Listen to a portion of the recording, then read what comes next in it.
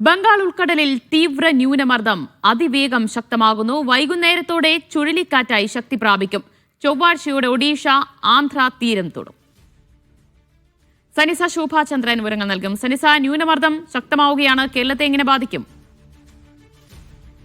ന്യൂനമർദ്ദവും അതുപോലെ തന്നെ ന്യൂനമർദ്ദത്തിന്റെ സഞ്ചാരത്തിന് ശേഷം 28-ന് രൂപപ്പെടാൻ പോകുന്ന ചുഴലിക്കാറ്റും ഒന്നും ഇത്തരത്തിൽ കേരളത്തെ ബാധിക്കില്ല.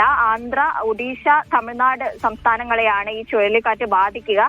സംസ്ഥാനത്ത് സാധാരണ രീതിയിൽ ഒറ്റപ്പെട്ട അതിശക്തമായ മഴയ്ക്കാണ് ഈ 2 ദിവസം മുന്നറിയിപ്പുള്ളത്. ഇത്തരത്തിൽ ഈ ഒരു ബംഗാൾ ഉൾക്കടലിൽ രൂപപ്പെട്ട അതിതീവ്ര ന്യൂനമർദ്ദത്തിന്റെ സഞ്ചാരം ആന്ധ്ര, ഒഡീഷ തീരത്തേക്കാണ്. 28ഓടുകൂടി തന്നെ ഇത് കരയോടടുക്കും.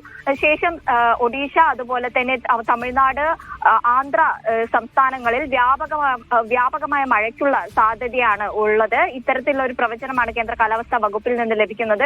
കൂടാതെ തന്നെ മണിക്കൂറിൽ 110 കിലോമീറ്റർ വേഗതയിൽ കാറ്റ് വീശാനുള്ള സാധ്യതയുമുണ്ട്. ഒഡീഷയിലൊക്കെ കനത്ത ജാഗ്രതാ നിർദ്ദേശങ്ങളാണ് നൽകിയിരിക്കുന്നത്.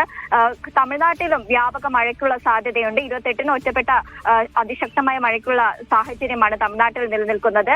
ഇത് ഇപ്പോൾ ഈ ഒരു ബംഗാൾ ഉൾക്കടലിലെ ന്യൂനമർദ്ദം അതിതീവ്ര ന്യൂനമർദ്ദമായി തുടരുകയാണ്. വരുന്ന മണിക്കൂറിൽ ഇത് ചുഴലിക്കാറ്റായി, മോന്ത ചുഴലിക്കാറ്റായി മാറാനുള്ള സാധ്യതയാണ് കേന്ദ്ര കാലാവസ്ഥാ വകുപ്പ് പ്രവചിച്ചിരിക്കുന്നത്. എന്നാൽ ഈ മോന്ത ചുഴലിക്കാറ്റിന്റെ യാതൊരു സ്വാധീനവും കേരളത്തിൽ ഉണ്ടാവില്ല. കേരളത്തിനെ ഇത് ബാധിക്കില്ലെന്നുള്ള വിവരമാണ് ലഭിക്കുന്നത്. ദിവ്യ. ബംഗാൾ ഉൾക്കടലിൽ രൂപപ്പെട്ട ന്യൂനമർദ്ദം അത് ചുഴലിക്കാറ്റായി ശക്തി പ്രാപിക്കുന്നു. ചൊവ്വാഴ്ചയോടെ ഒഡീഷ, ആന്ധ്ര തീരം തൊടും. സനിസ ശോഭാചന്ദ്രനാണ് വിവരങ്ങൾ നൽകി.